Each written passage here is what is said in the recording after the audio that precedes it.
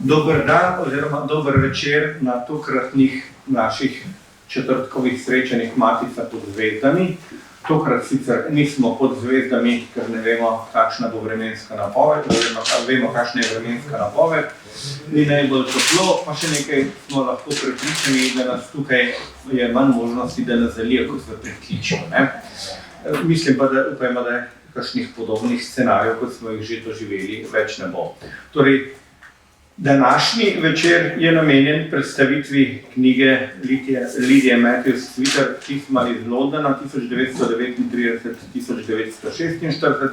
Vsi prav lepo pozdravljeni na tej predstavitvi, ki je bila nekako, bom rekel, za Slovensko matico že kar obveznost izdajati te knjige.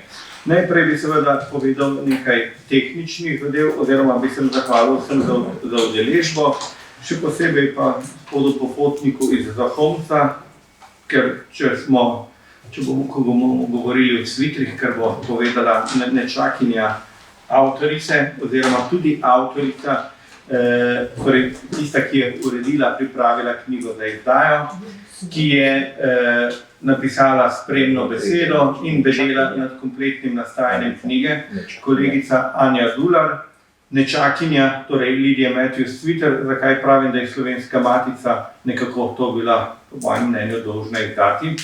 Zaradi tega, ker je, kakor sem lahko prebral v knjigi, s tem delom že pred 50 leti o tem premišljeval Anjin oče, Franc Sweeter, tudi v letih, ko je Slovenski matici načeloval, ne bom rekel predsedoval, ker je bil po smrti Franceta Koblarja kot podpredsednik, pravzaprav predsedujoči Slovenske matice, sam ni hotel prevzeti predsedovanja, ker je pač menil, da je treba vodstvo pomladiti in da naj raje nadomesti nekdo drug, zato tudi njegove slike nimamo med temi portretnimi slikami, ampak jo imamo v drugi sobi v malce drugačnem, manjšem formatu, torej v tistem obdobju tudi sliko Frana Cvitra.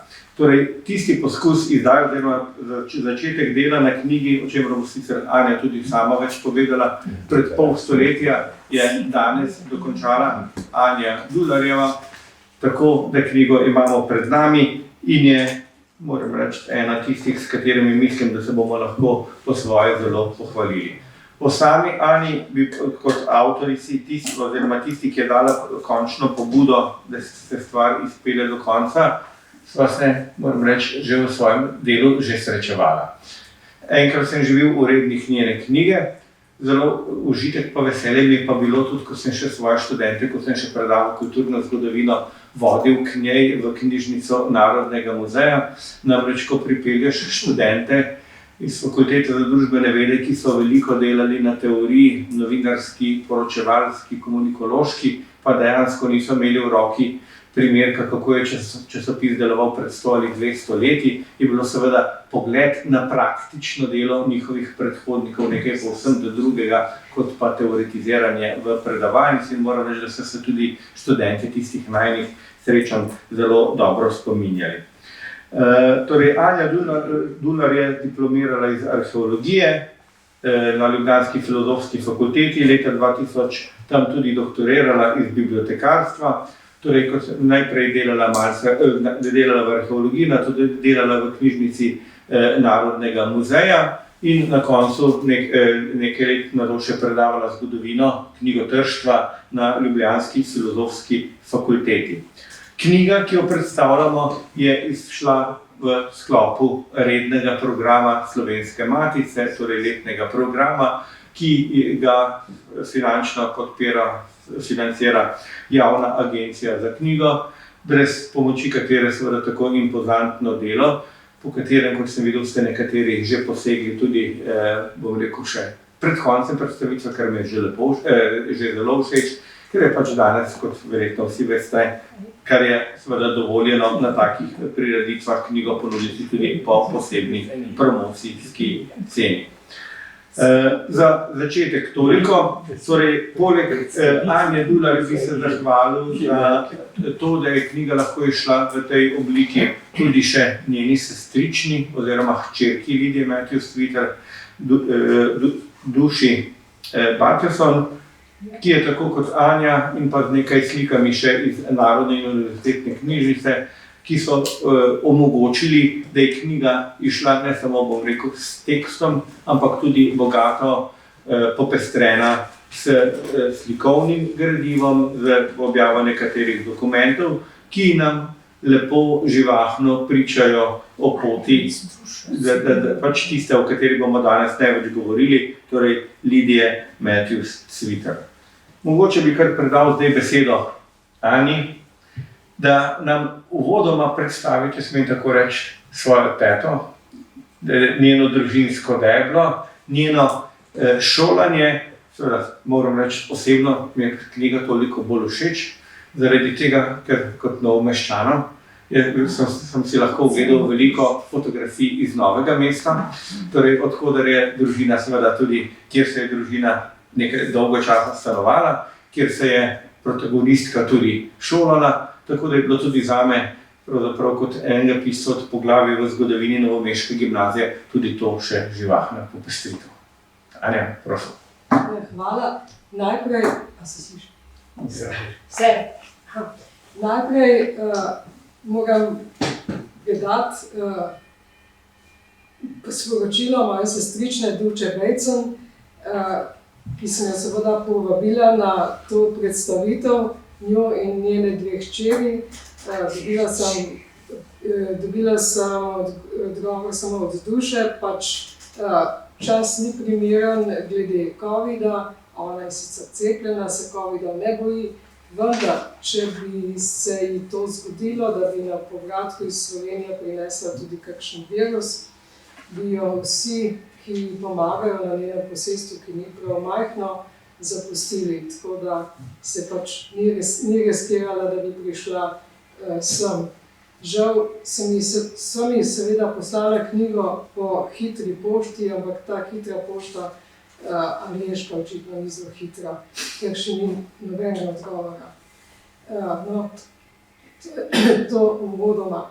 Zdaj pa v tej knjigi nastopa kot glavna avtorica, seveda Lidija Matthews-Cvitr, ki ima korenine v Sloveniji, na Dolenjskem. Rodila se je v Mokronogu, ker moj ded je bil sodnik, najprej sem ded, ki je pač bil koroški Slovenec, na Koroškem ni dobil službe, potem je dobil prvo službo v Celju, druga služba je bila sicer napredovanje, ampak v velikem mestu Mokronog. In potem tam se je rodila Lidija. Moj oče se rodil v Belici, to se pravi, v tej družini so bili 3 otroci, vsak se je rodil v drugem kraju. Belac je kot Mokronog in najmlajša se je rodila v Novem mestu. Lidija se je torej rodila v Mokronogu, ampak že kmalu so se preselili leta 10, to se pravi, ko je imela dobra 3 leta, so se preselili v Novo mesto, kjer je hodila potem v osnovno šolo, v gimnazijo in študije nadaljevala v Ljubljani. V to sicer premočrtno pot je zarezala še ena tragedija, namreč moj ded je umrl leta 18, to se pravi, ko je imela Lidija 11 let, moj oče niti ne 13. In potem je pač nastopili tudi finančni problemi, tako da ko je babica, ki je bila zelo podjetna, da tako rečem, babica je bila Dolenjka, doma iz Bele Cerkve, je bila zelo podjetna, ampak vse svoje premoženje je, da rečemo, zapravila za izobraževanje otrok. In sicer, ko je videla, da sta 2 otroka v Ljubljani na študiju, ona pa sama v veliki hiši v Novem mestu, je videla, da pač to ne gre in je prodala novomeško vilo na zelo lepem koncu nad Novim mestom in se je preselila v Ljubljano. Potem je pa omogočila seveda študij še naprej mojemu očetu na Dunaju, Lidiji, pa potem, ko je končala pravo, to je bila ena izmed redkih študentk prava v tistem času, in ko je končala študij, potem ni dobila zaposlitve, dolgo časa se je nekako iskala, potem je pa padla ideja, želja, da gre na študij v Pariz, in je šla v Pariz in na Sorboni poslušala ene poletne tečaje in tako naprej. Ampak ko je izvedela, da ne bo dobila štipendije za redno šolanje, je se odločila pač, da pospravi stvari in gre domov. Vmes je šla pa še obiskat v Anglijo svojega prijatelja iz študentskih let, oziroma iz novomeških let, ki je bil že takrat v Londonu, in v ta kratek skok v London se je obrnil tako, da se je z njim zelo hitro poročila. To je bil pač Lidin prvi mož, Vladimir Kramanja. No, in zdaj leta 1933 imamo Lidijo v Londonu, kjer tudi ni držala križem rok, pisala je, deloma je pisala za slovenske časopise, deloma se je sukala v tej nepravnijski družbi angleški. No, in ko je pa nastopilo leto 1939, ko je Anglija doživela pač nemški napad, se je situacija spremenila, namreč njo kot tisto, ki zna pisati, so poiskali, da bi pisala v ameriške časopise, izbrali so Prosveto, da bi pisala članke o dogajanju v Londonu, o vzdušju v Londonu, kaj se tam pač dogaja, da bi spodbudila Ameriko, da bi vstopila v vojno. In je zanimivo v uvodu v tole knjigo, ki ga je že pripravila leta 1976, je napisala, da so poiskali tudi tako majhne skupnosti, kot je bila slovenska, da bi ustvarili to vzdušje. No, in od leta 1939 naprej je potem ona pisala, 39. leta sicer samo 4 članke, ampak potem leta 40, 41, 42 in 43, včasih tudi več kot en prispevek na teden. Ti prispevki so bili zelo različni. Eni so za danes mogoče popolnoma nezanimivi, pa žal smo jih vseeno uvrstili v knjigo, ker bi bila sicer ne. Anja, če dovolj, bom jaz še malo vzel besedo, pa ne drugega. Mogoče sem uvodoma pozabil omeniti. Torej, knjiga je iz 2 delov. Kar je Anja do sedaj govorila, je iz njene uvodne študije, kjer je torej pojasnjeno družina, šolanje, življenje v družinskem okolju. Drugi del je, bom rekel, zgodovinar bi temu rekla, objava vera, so pisma iz Londona v teh obdobjih. Morda bi se še vrnil v tej točki, torej izobraževanje žensk, ker ima Anja tudi pojasnjeno v knjigi. Dejansko vpisala se je v gimnazijo še v času, ko še Avstrija ni razpadla, torej ko so imele ženske še omejen dostop do šolanja. Študirala je pravo, ko so ženske že lahko hodile na fakulteto, ampak seveda, ko so diplomirale, v iskanju službe niso bile enakopravne z moškimi, ker so bili sodniki lahko pa samo moški. Torej tudi ženska z diplomo na veliko mest z njeno izobrazbo dejansko ni mogla kandidirati. Kar bi se mi zdelo, mislim, da bi lahko povedali še kakšno besedo več, ravno ta in družinska izobrazba in ta skrb za šolanje. Zakaj? Ker se tudi iz pisem, kasneje, ko gledamo njeno pisanje, pravzaprav se vidi ena zelo široka izobrazba in tisto, kar te fascinira, eno bogatstvo jezika. Ja, to je tako, ne, tega mnenja sva midva, ne. Ko sem se pa pogovarjala pred izidom te knjige, oziroma ko sem pripravljala tekste, sem iskala pomoč tudi pri slavistih, namreč zanimalo me je, koliko, po mojem ne, ampak koliko se bi smelo posegati v te tekste iz jezikovnega stališča. Potem so se mi odločili za zelo minimalno, nekaj interpunkcij in nekaj zapisov, ampak ko sem bila v stikih, sicer samo računalniških, z Miranom Hladnikom, je napisal, da so oni na slavistiki tudi pregledovali Prosveto in z teh pisem niso vzeli v okvir, ker te pač nimajo nič poslovnega na sebi. Tako da, vidiš, imamo različno mnenje. Tako da mislim, da nam vsekakor imajo veliko zapovedati in še vedno, mislim, da se bo vsak sam odločil. Zame je pisano v tistem stilu, ki je lepo berljivo in ti veliko pove. Vive la différence, ne? No, tako je, o izobrazbi in o tem, o učenju in o knjigah in tako naprej, je zanimivo tudi to, ne, da pač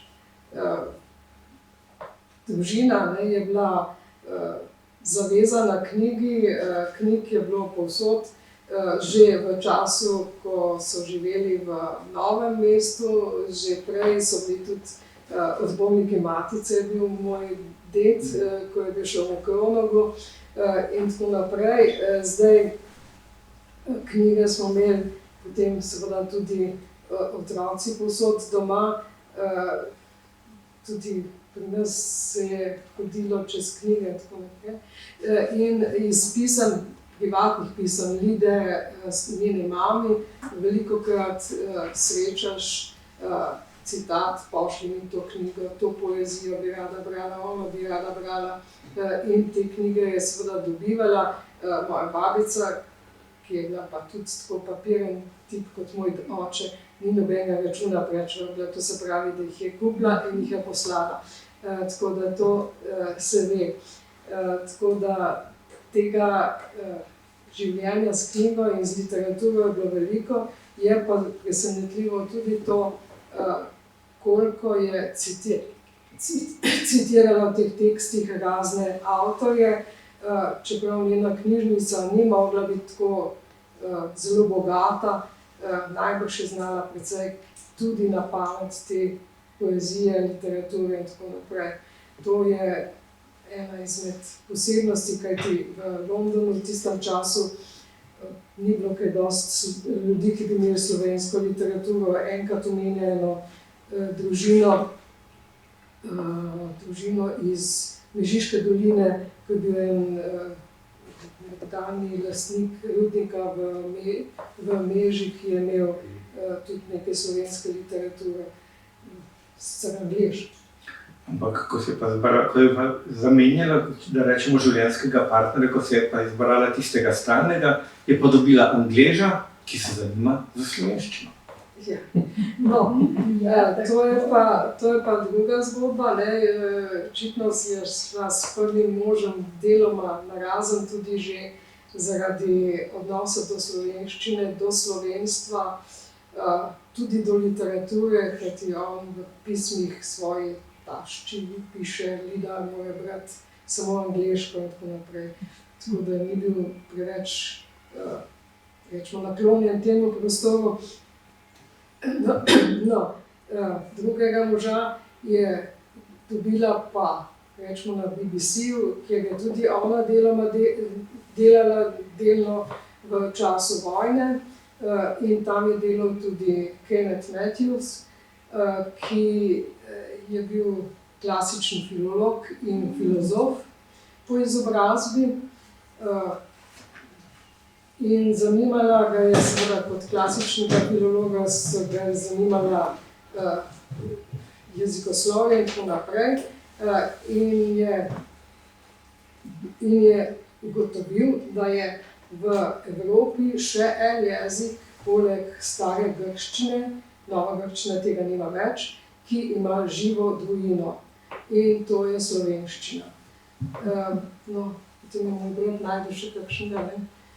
Ampak na srečo je Kenneth se odločil za slovenščino in je poiskal nekoga, ki bi ga učil slovenščine in to je bila Lida in potem se je to znanje oziroma to navdušenje nad slovenščino oblikovala tudi nad Slovenkami, kar piše tudi v enem izmed svojih pamfletov za leto 1944, svetuje slovenskim fantom, da je slovenska dekleta poročajo drugače in bojo jih drugi odpeljali, ker so najlepša na svetu. No, na vsak način Kenneth je bil pač, kot sem rekla, klasični filolog. Za njim delal je najprej na zunanjem ministrstvu angleškem, potem je bil zadolžen za vzhodno Evropo, seveda s svojim znanjem grščine je to lahko z lahkoto obvladal. Potem je pa delal tam, tudi deloma je bral v slovenščini ta dnevna obvestila, ki so bila v vseh jezikih, deloma je skrbel za to.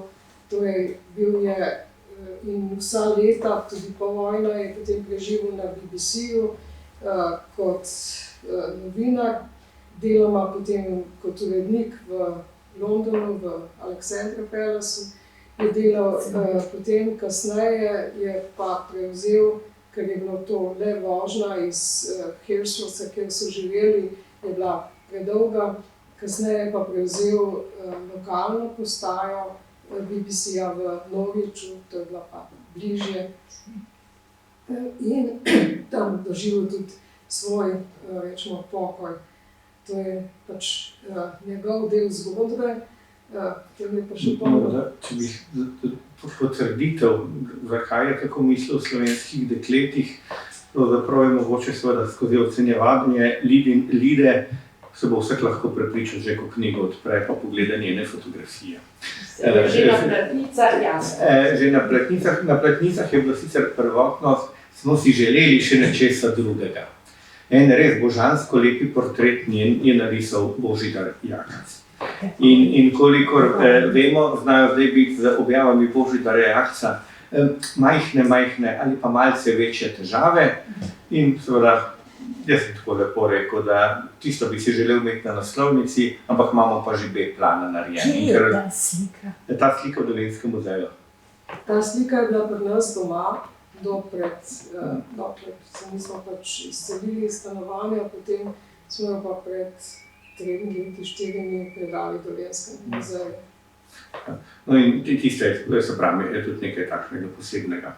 Res, da razumeš njegovo stališče do slovenskih deklet. Ampak prejdeva pa k temu drugemu delu, torej pisma iz Londona. Omenila si že to tehnično plat, pravzaprav, da smo na začetku, seveda zaradi obsežnosti, je bil premislek ali objaviti vse ali delati kakšen izbor, kot je Anja rekla, manj ali bolj zanimiv. Odločitev je padla, da gremo v objavo celotnega in torej skoraj da brez kakršnih koli, to je samo tisto par vejic ali pa kje je takšna zatipkana črke, da se popravi, ostalo je takšno, kot je.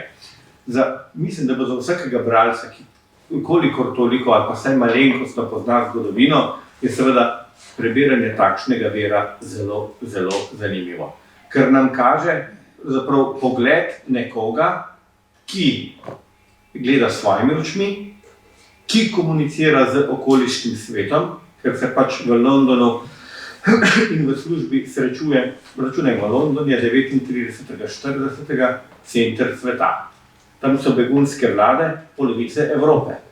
Tam srečuje vojake iz polovice Evrope, okupirane, tisti, ki so uspeli pobegniti iz Nemčije. Tam se srečuje s sodržavljani iz Jugoslavije, ki so predstavniki svoje dežele in tam dobiva novice, kakršne so pač dobivali, cenzurirane z angleške strani, pač vojna cenzura, vemo, kakšne je v vsaki vojni, in jih tako ali drugače absorbira in predeluje. In kar je še meni zelo interesantnega, zelo, zelo pogosto v tem zahaja v svoje spomine in primerjavo spomini na Slovenijo, na Dolenjsko in seveda potem primerja to vrstne zadeve. Mogoče bi za začetek, meni bilo ena stvar zelo fascinantna. Torej, je meščansko vzgojena lepo dekle, ki je bilo poskrbljeno za šolanje. Ko govori o srečanjih z Londončankami, kako so pripravljene na odrekanje, kako so se pripravljene soočati s tem, da je med vojno ni vsega, kar je prej bilo, to mi je bilo že fascinantno, kako se ta meščanski okoliš lahko spremeni in podvrže tem skupnim potrebam.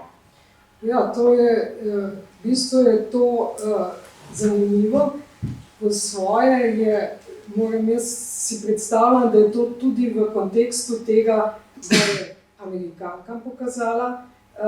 One pač živijo še na, rečemo, veliki nogi, najbrž ne čisto, ampak bistveno lepše življenje. Tu pa, naprimer, ni bilo več naenkrat, ni bilo več gospodinjskih pomočnic, ni bilo več ograj, ker so vse požagali, ker so rabili surovino. Potem so prišli zakoni, odloki, smemo reči odloki, da morajo ženske biti zaposlene, tudi kar po letih. Tiste do 30. leta absolutno so morali vzeti službo, kakršna pač je bila, v tovarnah, na poljih in tako naprej. Potem druge malo starejše so bile deloma zaposlene, so morali imeti delno zaposlitev, potem vse so morali sodelovati pri domobrancih, kot jih ona imenuje, to se pravi home guards, ki so čuvali London in opozarjali na požare sem tam, kaj se dogaja, pomagati ljudem, kuhati zajtrke tistim, ki so prenočevali v podzemni železnici in tako naprej. Mislim, tu se je pač postavila v položaj, ki njej ni bil tako tuj, ni bil tako nemogoč. Nekatere ženske, ki jih je pa srečevala, so bile temu malce v začetku malo presenečene, ampak potem je pač tako naneslo, da se nihče temu ne opiral. Vsi so občudovali to svojo organiziranost in Lida je pa s svojimi talenti še zbujala pozornost. Naprimer, en odstavek je, kako je si vedno hotela biti seveda elegantno oblečena, to je bilo v njej. In kako je našla trgovino, kjer so prodajali ostanke od blaga in potem je hodila in vrtela tisto blago, če se bo dalo kaj narediti, če se bo dalo iz tega eno krilo narediti, se bo dalo eno bluzo narediti ali pa eno jopo narediti. In te stvari je potem sama šivala in ko so jo meščanke, prijateljice, kolegice spraševali, od kje ima to, je rekla, to sem sama naredila. In je bilo veliko presenečenje, da ima tudi te ročne spretnosti, ki jih druge pač niso imele. Ona je tudi v kasnejših letih še šivala, še za dušo, poročno obleko je se šila.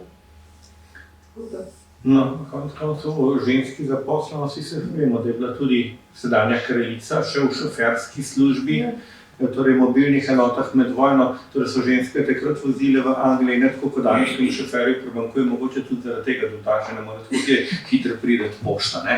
Ker pač so šoferji pobegnili nekam v Velike Britanije.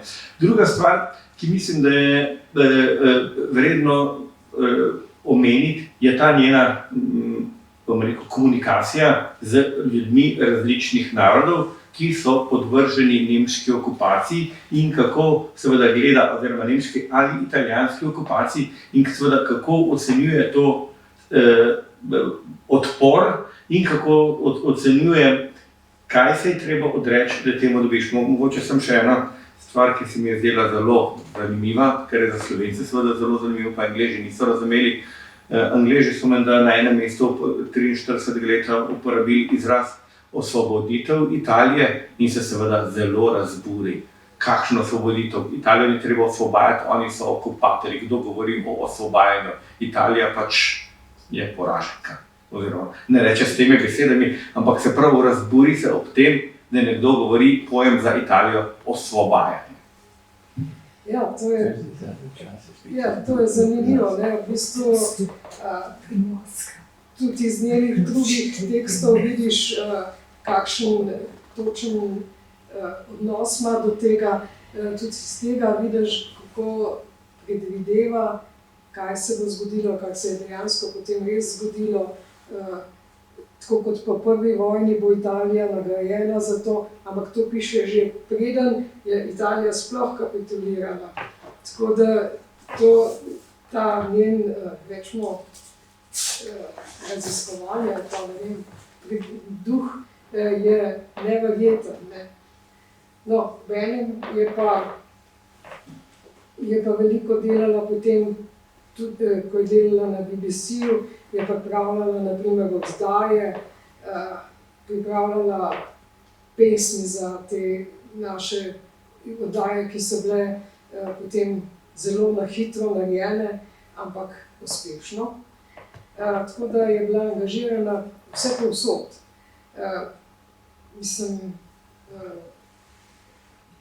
ni konca njenega dela med vojno. Ne?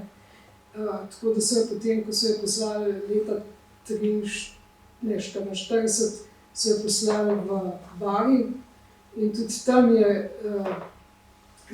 zaradi tega se tam pisma nekako nehajo in se začnejo šele 45, ko se ona vrne spet v London in tam je potem delala na tem njihovem predstavništvu v Bariju, potem hodila obiskovati razne vojake in tam spoznala tudi določen odnos, ki ga je imela bodoča jugoslovanska oblast, pa takrat, kako hočete, do tega, ker je morala pač v določenih urah, so morali vsi iti poslušati komisarje in ona je morala zginiti iz bolnice.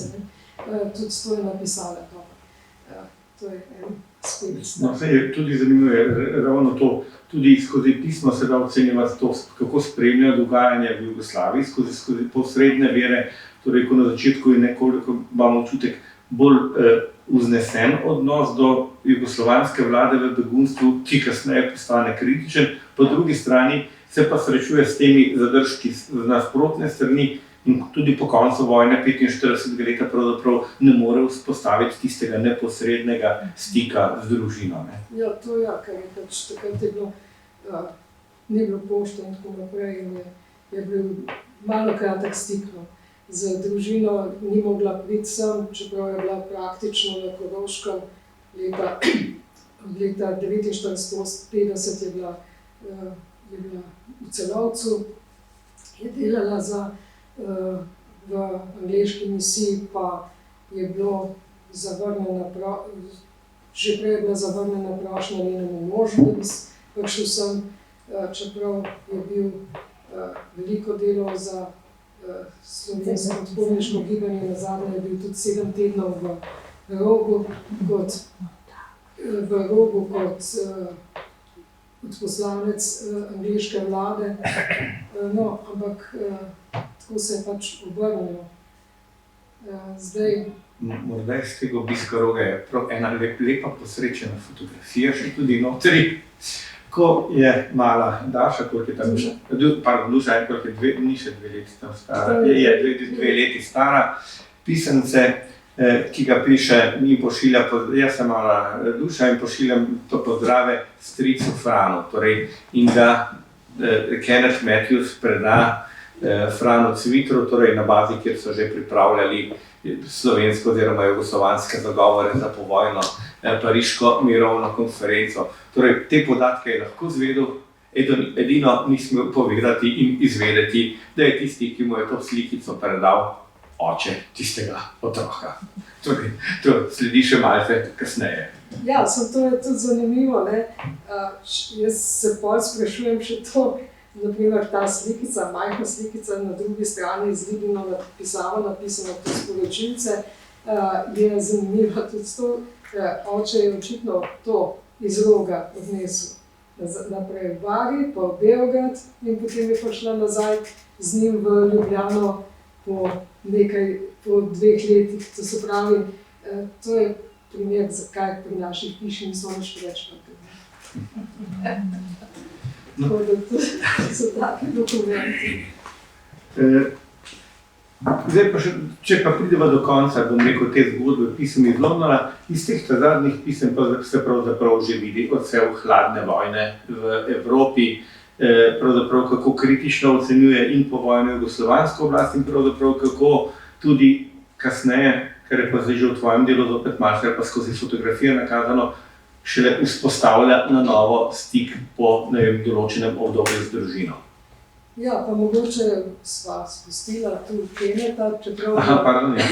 Ampak to se misli, da povemo konec koncev jaz, da imamo tukaj zgodbice in po vojni še zgodbice, ja. Ja, ne, v bistvu je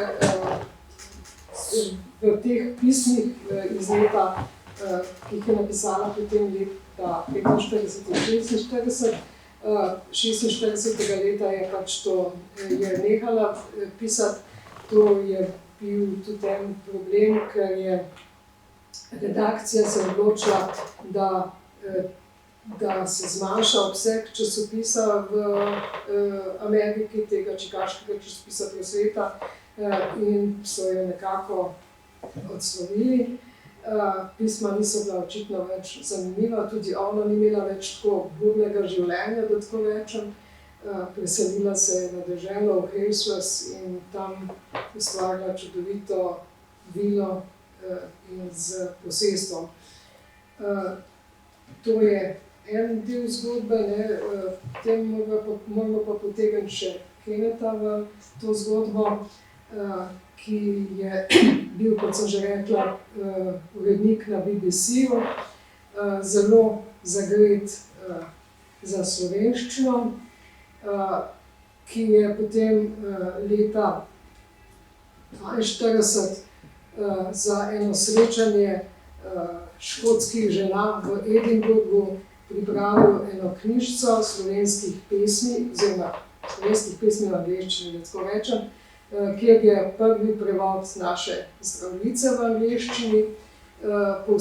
Povsod so tudi ene kratke oznake o pesnikih oziroma o avtorjih teh pesmi. Zanimivo je, najbrž tudi ni čist slučaj, da je poleg Zdravljice od Prešerna zbral še Nezakonsko mati, kar je Lida takrat bila. Potem so še Maistrove pa Župančičeve pesmi v tej knjižici. Mogoče je še zanimivo to, tam se še spet gledati, moram priznati, da mi je hudo, ker kot tipkaš v pobis te knjižice v Nuku ni, ampak jo moraš iti poiskati po enih starih ovinkih, ker imajo še vedno v nekem dislociranem skladišču, da bi bil to eden izmed tistih pomembnih dokumentov, ki jih ima Nuk. To je ena zgodba. Očitno sta Lida in Kenet odlično znala slovensko oba. Žal duše nista naučila, malce je razumela, ne pa nikoli pa ni pač spregovorila v slovenščini, čisto saj meni, ko sem bila na prvem obisku, je še pomagala s kakšno besedo, ker pač nisem bila tudi bolj začetnik v angleščini. Ampak na vsak način ta slovenščina je pa njih ostala v družini in sta jo uporabljala, tako kot imajo vsi starši, en jezik, da ga otroci in okolica ne razume, je bila pa njih to slovenščina. In jaz sem zapisala noter tisti stavek, ki so ga enkrat rekli, paste, da golfa, Zdaj pa glede na to, da je gospod Popotnik tukaj, moram povedati še eno zgodbo, ko smo se peljali enkrat na Žegen v Zahonc.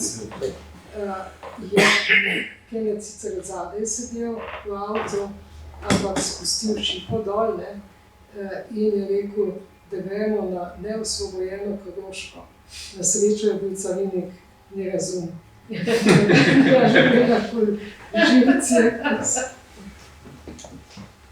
Mislim, da je bilo govoriti resnico tudi kaznivo dejanje tudi v Avstriji, ne samo v komunistični Jugoslaviji. Dobro. Ne, se to je našemu. Našemu. To bi mogel pa se spodbuditi potem še. Lahko bi bilo kaj. Seveda, ampak odvisno na katerem mejnem prehodu, ker vem, da so tudi mejni prehodi iz Avstrije bili zelo različni. Se samo spomnim Jezerskega, ki ni bil obregan, ampak to je čista druga zgodbica. Namreč sam sem tudi tarokist, sem bil tarok igral. Tam sem vedno dvakrat naletel, da so lepo avstrijski pa slovenski cariniki. Vedno je bil eden zadolžen, pa je imel oboje žige, jugoslovanske in avstrijske, da so lahko ostali skupaj kartali. Pač ravno za eno dobro partijo skupaj. Ampak da gremo pa zdaj proti, bom rekel, predtem programu publiki še proti koncu zgodbe. Zdaj pa prideva še do tistega, kako so končno ta pisma, ta zvezek, ta knjiga pristala v končnem pristanu. Ja, v bistvu je tako. Lida, saj jaz mislim, da je vsa svoja ta pisma, objavljena pisma, izrezovala iz časopisa in jih lepila v ene zvezke. Jaz mislim, da je bilo to namenjeno njeni mami, da bi pač pokazala, kaj je ona med vojno delala. Žal je babica leta 1948 umrla in se pač nista nikoli več srečali. Je pa Lida prinesla ta pisma pokazati leta 1976, ko je bila na svojem zadnjem obisku v Sloveniji, je prinesla pokazati in jaz sem takrat, ker smo vedeli, da bo nesla nazaj, sem jaz to hitro skopirala in dala zvezati v dva velika zvezka in to potem očetu zarasni tam.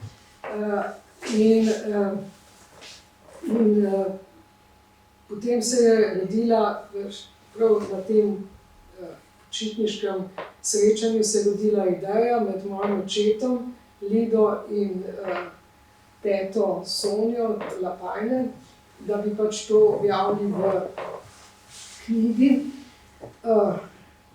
In Lida je potem še isto leto napisala tudi uvod, ki je v knjigi objavljen. Potem je pa naslednje leto zbolela, 77. leta je zbolela in ko je umrla, je potem šele moj oče vzel stvar v roke in pregledal tekste, napisal, ekscepiral si je tudi vsebino posameznih pisem in nekako so mislili, da bi pač to objavila matica. To je bila ideja, potem je pa ideja zamrla. Po eni strani je bilo to neko trpno delo, ker je bilo treba pač vse pretipkati. Po drugi strani še nismo imeli digitalnih časopisov, da bi lahko zelo hitro kontroliral tekste in potem je pač to pri nas malo obležalo. Zdaj sem šla gledat nazaj leta 12, prvič lotila tega, potem se lotila leta 15. Potem je prišlo leto 19, ko sem se resno lotila tega in se spomnim še, do konca leta 41 moram imeti narejeno do konca leta 19. To mi je uspelo. Potem je pa na srečo prišla korona, ker nisem mogla nikamor in to je bilo idealno delo za sedeti v sobi, hrčkati in pregledovati do tistega momenta, ko si rabo res nekaj originala pogledati v Narodni univerzitetni knjižnici. No, to mogoče so bile te zgodbe. Pa mogoče smo pozabili še nekaj, da pri Kennetu spet, da je bil zelo dober sodelavec časopisa Bazovica, ki je izhajal v Kairu, izdajali so ga naši prekomorci in njegovi članki tam so enkratni in so potem povzemali tudi drugi časopisi, slovenski, seljenski, ne samo, da jih je pač informiral Lido o tem dogajanju v Kairu. To je še za en tak dodatek. Torej, ostalo so nam ta pisma, ostal nam je Zveščič, ki je zdaj obelodanjen v celoti tukaj. Pa moram reči, da tudi na prvi predstavitvi knjige v Novem mestu so že Novomeščani takoj začeli spraševati, katera je ta hiša, kjer so ti svitri stanovali noter. In ko jim je Anja začela razlagati, je nekoli, to je pa tisto, kjer sem jaz v vrtec shodil. No, tako da, torej, hiša še stoji povsem v drugačnih okoliščinah in drugačnih namenih. Knjižica še obstaja, ampak je zdaj izdana v knjigi in vam je vsem dosegljiva. Tako pa sem videl, da ste jo nekateri že posegli po njej. Mislim, da sva v bistvu večinoma, kar sva hotela povedati, približno povedala, tako da lahko besedo predam še publiki za kakšne komentarje, kakšna dodatna vprašanja, kakšne dodatne ideje. Ali smo bili prehitri? Alenka Puhar, prosim. Jaz imam vprašanje, ali obstajajo kakšna pisma, ki niso bila za objavo v družini, torej korespondenca med njo, pa Kennetom in vašim očetom oziroma družino? Ja, seveda, teh pisem je bilo veliko. Lida je zelo veliko pisala. Pisala je, da rečem tako, mojemu očetu, ampak mi oče zelo čas odgovarjal, pa je začela pisati mami, kar je bilo pametnejše. Ampak mislim, stiki so bili, Stiki so bili skozi, tudi potem, ko je Lida umrla, je Kenneth napisal, tisto pismo je zelo pretresljivo, je napisal, da je pač Lida znala tako perfektno angleško, da nažalost ni bilo v hiši nobenega slovarja. Tako da je on ostal z svojim... Brez živega slovarja. Brez živega slovarja, ja, ampak je tudi potem je pisal v angleščini, ampak je vsako pismo noter vpletel kakšno slovensko besedo. Zelo se mu bilo všeč take, na primer, en piškoten imeno Slaščišče, ker je bilo to za Angleže zelo težko izgovorljivo. Potem mi je enkrat poslal eno kartico, kjer je napisal, da sem ti poslal lepe slovenske cvetlice, tako da je živel s tem jezikom oziroma ga je imel rad, da tako rečem. Mogoče, da še to poveva. Mislim, da je omenjeno v tvoji študiji, da je tudi on sporočil, ali si to samo povedala mi osebno, da je sporočil, da je njena želja, seveda, da je pokopana doma. Ja, to je bila njena želja. Moji starši so sicer šli jo obiskati, ko so vedeli, da je hudo bolna. Potem so šli tudi takrat, ko so zvedeli, da je umrla. V bistvu sta mislila, da gresta na pogreb. Dejansko se je skazalo, da je bil to sežig. In takrat je potem Kenneth povedal, da je že njena želja, da je pokopana v Beli cerkvi ob starši. Potem so se začele pa tudi kolabocije, kako dobiti to nazaj. Dovoljenje za pokop tukaj pa tako naprej. Žarnik? Ja, jaz sem vam tudi že sporočila, da sem imela preko gospe Sonje Lapajne to priložnost, da sem 2 poletji preživela pri njih v Helsinki. od rektorji in da to so bila čudovita poletja, ne bom šla v podrobnosti. Je pa gospa Lidija želela, da bi se malo bolj v slovenščino uvedla, ker sva samo 2 leti bili narazen po starosti, pa moram reči, da to nekako ni šlo, ni se mi približala, da je takrat baletka, taka lušna, mlada, da sem pa z Lidijo imela tesen stik. Kenneth je prihajal ob vikendih iz te svoje televizijske službe, delal na vrtu in tako, ampak da je bilo neverjetno kulturno, prijazno, ta Jakčeva slika je nad klavirjem visela. Gospa Lidija je meni zašila 2-krat krasne komade. Smo šli v trgovino z blagom in je on rekel, saj to je na koncu bom dal še en jak zram in je čudovite stvari sama zašila. Ne bom šla v podrobnosti, ker bi bilo preveč, ampak to je bilo eno vzdušje, ki predstavljate si 50. leta, kako je bilo to pri nas, malo bolj tako, vse strogo, tam sem dobila, ni toliko duša dobila slovenščine in slovenske kulture, kot sem jaz dobila občutek za britansko, za angleško kulturo in širino. Čudovito je bilo.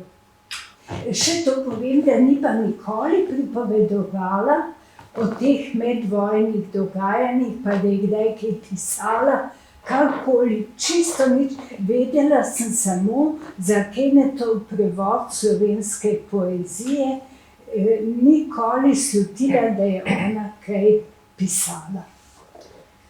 Ja, to je zanimivo, ne? Zdaj, ko ste omenili, da je Duša bila kot baletka, njen prvi obisk v Sloveniji leta 1956 je bil tudi pri Pinu Mlakarju, ki Duša je bila še zdaj, jaz sem zadnjič primerjala leta 2000, je sanjala o baletu, ampak Pino Mlakar je takrat odsvetoval, da Duša je zelo visoka in da take tradicije pač ne rabimo. No, in je pa zanimivo tudi to, da Duša je prišla potem študirati v Cambridge zgodovino in je tudi diplomirala za nalogo o Ljubljanskem kongresu. No, potem Duša je kot zgodovinarka ni preveč delala, da tako rečem, ampak potem je delala v knjižnici v Cambridgeu, sicer knjižnici za orientalske študije, nekaj takega. Je pa zanimivo, da je potem ob svojem možu, Petu Batesnu, ki je bil zelo pomemben raziskovalec, predvsem Darwina, zato svoje delo je bil tudi poplemeniten. In je tudi ob njem študirala Darwina, ampak zanimivo, ne Darwina kot takega pustila možu. Ona je študirala Darwinovo knjigo, Darwinove žene, kuharsko knjigo in je objavila čudovito knjigo z recepti gospe Eme Darwin. Ampak zraven so tudi tako čudovite zgodbice, kaj se je vse dogajalo na tistem posestvu, da z užitkom bereš bolj zgodbice kot pa recepte. Receptov se še nisem hotel. Tako da ta familija je pa zanimivo tudi to, ker sva se menila, je srečevala Norvežane, to in Norvežane neverjetno čuduje. Ne vem, če je kdaj povedala, to sem v Duši napisala, pa nisem dobila odgovora, svojemu zetu Petu, ki je bil na 3/4 Norvežan, oziroma je bil na 3/4 Norvežan, kako je ona med vojno občudovala Norvežane v Londonu. Zanimivo je pa tudi nazadnje to, ona se je spravila in je rekla, da bo med temi ameriškimi vojaki, ki so prišli v London, da bo sigurno našla kakšnega Slovenca ali pa vsaj Jugoslovana. in se je spravila od tega, da je na policiji, vojaški ameriški policiji, iskala po registrih, če bi bil kakšen priimek sumljiv, da bi bil mogoče tisti fant imel slovenske korenine in jih je nekaj zbrskala. Tako da tudi take stvari je našla, potem pa napisala zgodbe v ta ameriški časopis Prosveta. No, tisto v Norvežanih sem si zelo zapomnil, eno pismo je kar obsežno, ko govori o srečanjih z Norvežani in pravi, kako vsi Norvežani pravijo. Mislim, da je nekaj tako pravi, 98% Norvežanov je za odpor, konec. 2% jih je s Quizlingom, z njimi nimamo po vojni kaj zadelati. Vmes jih je pa še nekaj, ki pa malce kalkulirajo in bi počakali, da vidijo, kako se bo izteklo. Ampak na koncu bo prepozno, da bi oni stopili, tudi njih ne bomo upoštevali v tem, pravi, kako Norvežani pravijo. Tisti, ko zdaj preveč kalkulira, ve se, da je samo ena možnost. In ker ima še nekatere seveda druge vojake, pa ta srečevanje meni se dela, da bomo šli v to tudi z jugoslovanskimi, kako navdušena na tem, kako se Jugoslavija pripravlja, da bo pomagala odporu proti Nemcem, po drugi strani pa to kritičnost do jugoslovanske vlade, ko sliši kakšne poročila o tem, kako se samo med sabo kregajo, pa pravzaprav blamažo delajo države na svoj način, ne? Torej, kako pravzaprav so po svoje neaktivni. No, zdaj se bo pa vseeno še vprašal nekaj, kar sem te že v Novem mestu. Če boš hvala, boš povedala ali pa ne boš. Tvoje srečanje s hišo svojega dedka in Lidije. Se zdaj je danes tukaj in Zanči rekel, da lahko, tako pa še tukaj povedala. Ja, v Novem mestu jaz sem pred leti, na 5 let nazaj, ko sem urejala arhiv mojega očeta, preden sem ga oddala v arhiv Slovenije, je bila tam noter tudi dokumentacija o hiši v Novem mestu na Marofu. In najprej sem napisala eno tako zgodbico za moja 2 brata, za Božič, to je najbolj darilo, pa mislim, da so pa veseli. Pa so me skecali, da sem objavila v Rasti, ampak zraven me je ves čas mučilo, kakšna je ta hiša. Odzdaleč sem jo videla, sem vedela, kje je, pa sem šla tudi enkrat bližje, potem me je začela mučiti, kako je noter. Takrat vrtca ni bila več tam. Potem smo se začeli pogovarjati z občino, če bi nam posodili ključ, da bi šli enkrat čez, da bi šli videli, kako je pač bila ta hiša noter, se je bila največ čisto predelana. Ampak tudi tukaj nismo pa šli čist hitro skupaj in potem se je končalo zelo tako. Po kavbojsko sva z možem skozi sklepno okno noter splezala in si šla gledati hišo. So si šla malo ilegale. Ja. Mene bi zanimalo, kaj pa je ona delala na Koroškem po vojni. Ona je bila na Koroškem po vojni v tej angleški misiji. Zdaj, zanimivo je, da točnega ne vem. Da se pa sklepati, da je ona delala tudi pri časopisu Koroška kronika. Namreč, se veste, po vojni je bil ustanovljen Vestnik, pa potem pa Koroška kronika, ki so Angleži podpirali, ker pač Vestnik ne bi bil bolj levi, ta ne bi pa drugo plat zgodovine, oziroma drugo plat, politično plat predstavljala. In ona je očitno tam delala. Kaj? Ne vem. Ampak to se da v tem članku, ki ga je o Koroški kroniki napisal Avguštin Male, pač ni omenjena. Koroško kroniko sem šla tudi skozi, tudi nekje ni podpisana in lahko najbrž je napisala vsaj tistih 5 minut za angleščino, ki je bila v vsaki številki objavljen ta članek. Potem je najbrž opisovala kakšne gradove, karkoli ali pa kakšne zanimivosti.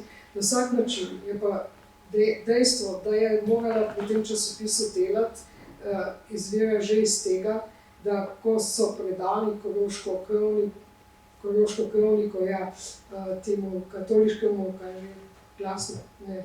Naš tednik. Našemu tedniku, našemu tedniku, ne, da so se Lidi zahvalili z eno cigaretno dozo, ki jo ima Duša še zdaj, za sodelovanje. In potem, da so ji ta naš tednik še vse do njeni smrti pošiljali kaj srst. Spravi, da je bilo neko več kot samo znanstvo ali pa sodelovanje moralo biti. Mogoče bi v arhivu na Koroškem se kaj našlo, ne? Ja, veste kaj? Ker zdaj ena reč, ki je zdaj prišla na dan, s tem nič nima verjetno opravka, ampak jaz sem en prijatelj, ki je umetnik, celo v Beljaku živi, je šele pred kratkim on je vedno slutil, da je njegova mama bila Slovenka in je res bila iz Ravn. In teto je spoznal še zdaj pred par leti, ko je že več kot 70 let star bil. Mama ga ni hotela omeniti pred svojo družino tam. Mama je prišla potem tudi take nemške nacionalne kroge in ga je oddala že kot Nemčka in v drugi družini in on je vedno slutil, da je tukaj nekaj narobe. In je tudi mislil, da je njegov oče bil en angleški oficir, ki so prišli iz Italije, iz Trbiža, ker mama je bila poročena z enim iz Žarnica, pa iz Ukrajine, mora biti Slovenci tudi. In zdaj še letos je spoznal preko čudnega, za hec naredili en genetski test, en DNA test in je prišel na to in zdaj imajo že kontakte, njegov oče je bil pa en židovski, ki so prišli s temi židovskimi brigadami z Angleži iz Italije. To je bil njegov oče in njegov ded je pa zelo znan, to je zelo znana družina v Izraelu, Vajc se pišejo. In zdaj skuša dobiti te kontakte. Zdaj pravi, po vojni je moralo biti na Koroškem res ena čudna situacija vse skupaj. Janez? Kakšen dorobec dokumentarni, arhivski, na vsak način obstaja, samo to ni bila naloga te knjigi, da se to razišče. Tudi v tej slovenski korespondenci je še veliko zanimivega, ampak že do sedaj slišano in povedano je dovolj, da mi potrjuje oddajna služba, da bo to knjiga meseca septembra v Slovenski matici.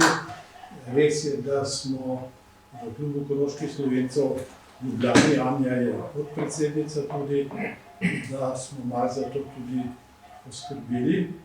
Mariborski klub, Inštitut za narodnostno vprašanje, vse povezano z družino Cvetar tudi, pa Slovenska izseljenska matica tudi, ker to je tematika za slovenske izseljence, zgodovino eminentna, London, Amerika. Od tega je, recimo sam sem pred leti našel v zapisniku pokrajinske partijske grupe, kot se slovenske imenovali v Celovcu, zelo tajno, ampak so imeli dnevnik, piše Anjen, torej očetov bratranc, zdaj pa ne vem, bil Francija ali pa Mirt, eden od dveh voditeljev v Osvobodilni fronti, sem bil na angleški vojaški upravi danes v Celovcu in koga tam zagledam v uniformi britanskih svojo sestrično Lidijo. Teh presenetljivih srečanj je bilo veliko, tudi ne vem, če si omenila, koliko časa se Lidija s svojim bratom Franom ni videla v živo. Prvo pa tisto tudi v Barivu, po 6 letih ali koliko. In tole pa še bil povod, da sem se še vseeno priglasil. Gospa ni videla Jakčeve slike pri Lidiji doma. Ampak je videla Omerzovo sliko. Lahko je jaz tega ne vem, ampak lahko je mislila na Jakčevo Novo mesto, ki ga je imela Lida. Portretu sedlo, vi ste omenjali Lidin portret, vi ste omenjali Lidin portret v hiši, da ste ga videli. Ja, nad pianinom je bil en čudovit, temno-rdeč, taka. Samo to ni Japec, Nikdo je. ne, to je pa Nikolaj Omerzan, ga boste tam našli. Ga boste našli in je dan No, spet po Omerza, no, hvala. Roškem spletu, je zdaj Ampak bil je čudo. je na Dunaju, ne, tako da tudi to se bo dal še kompletirati. Kot imam v spominu, je ta Jakčev bolj zelena tonaliteta v Nodarju. So mi povedali. No, tako da bo še zanimivo. Ja. Še posebej takrat, ko bomo imeli, kako bomo s tem rekli, odprte likovne zbirke, ne pa da se nekatere spet zapirajo. Ne? Še kakšna intervencija, dodatek, ki smo jih že nekaj zelo zanimivih slišali. Veš kaj, samo to, ne, ta bratranc je bil Mirt, ne, in to je tudi napisal v svojih neobjavljenih spominih. In to sem tudi omenila. Dobro. Če ni dodatnih vprašanj, dodatkov, bi se vsem skupaj lepo zahvalil za udeležbo, za prijeten večer, prijeten pogovor, Ani pa se še enkrat zahvalil za to gromozansko delo, ki ga je vljubila, da smo prišli do tega izdelka, ki mislim, da je lahko matici v ponos. Hvala.